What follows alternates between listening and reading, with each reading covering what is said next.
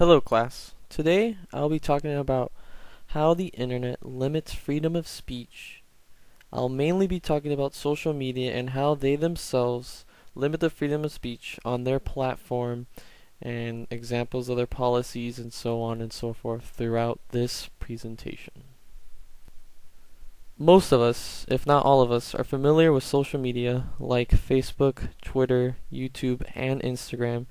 We ourselves might have been affected by their policies, and if not, here are some examples so you can get a better idea on how they do it, and mostly maybe even why they do it.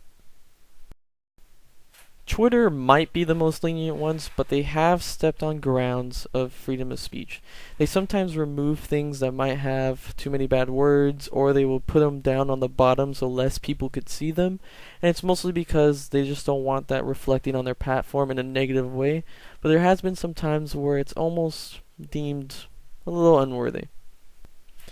This guy right here is Seth Etherman. He's mostly known as a comedian and he does very funny YouTube videos, but sometimes he puts them on Twitter so people can get more reaction and he gets a little bit more traffic towards the things that he does. But one day he posted a parody of Billie Eilish's music and Twitter didn't really like it that much. His tweet was removed from a copy strike from another company that represented Billie Eilish. Even though it was a parody, he did his own music for it, he did his own vocals, it was just more like a funny haha video. But since Twitter's policy allowed that, his freedom of speech was infringed, even though he wasn't stealing anything from anyone, he was just doing more like a comedic joke. Instagram, I feel like, is probably the second most strict, right behind Facebook, where if you have a picture of a nipple, it gets taken down, or if like you're shirtless, it gets taken down. If you're a cosplayer and it looks a little too seductive, it gets taken down. Like, their platform is very heavy on looks. This is Drake Bell. This picture right here itself was taken down multiple times by Instagram because it was deemed too sexual, even though it wasn't.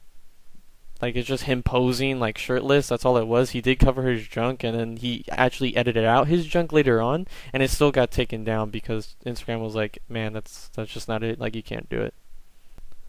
It wasn't even a dislike picture either. It was getting a lot of traction. More people created Instagram just to see what was going on, and, like, so you would think, like, oh, this picture is getting a lot of traction, we should keep it on there, but it was just removed constantly. Like, they just did not want him to have a picture.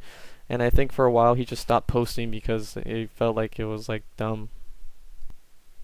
Almost everyone you know has Facebook, which is why Facebook, if it's just not with their terms of policy, they just take it down. Like, they control it, so you basically do not have freedom of speech once you're on here.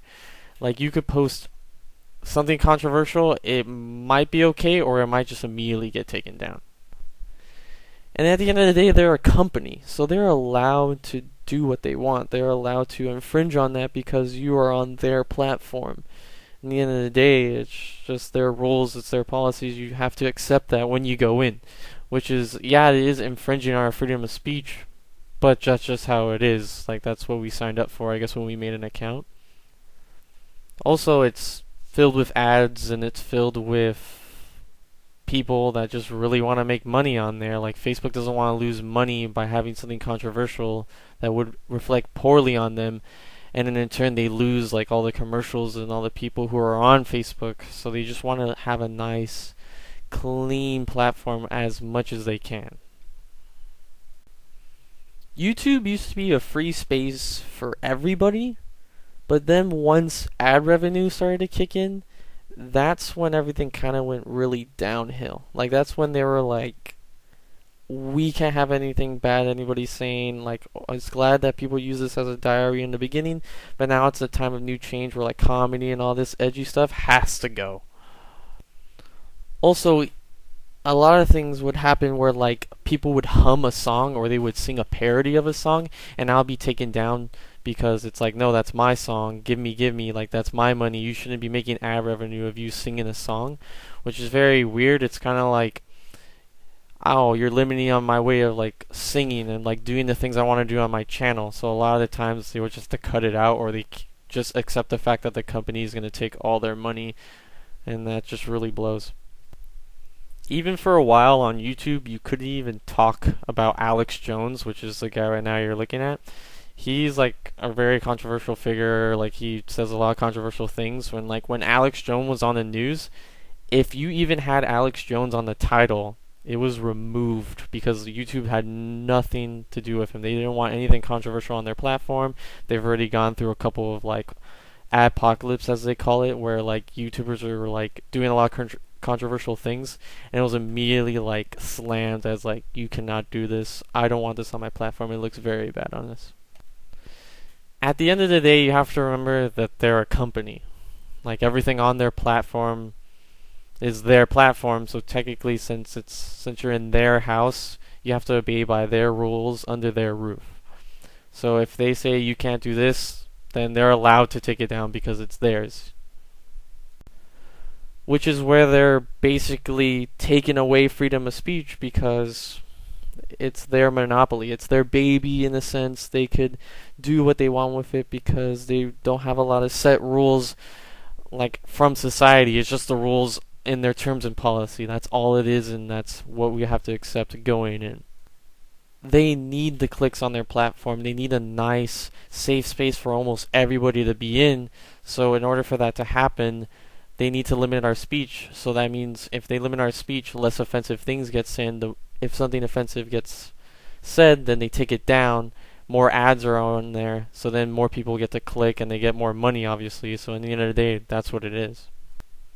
At the end of the day, we're just a consumer to them.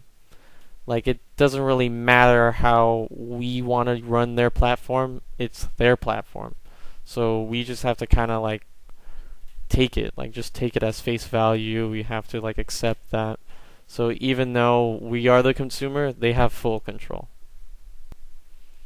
I know I made them sound like an evil businessman, but at the end of the day, it's just their platform. We have to accept the consequences of us saying like something very controversial or very violent or very negative, and even though we have freedom of speech outside of that, like, we still have to accept the consequences of what we say, especially on social media. I hope you learned something from my presentation, and if you have more questions, please write them down below. I'll gladly like have this discussion with people. I could even send some videos, or I could show you where I got this information from. I really like communication between you guys, and I hope your presentation is going very well. Thank you, and have a good day.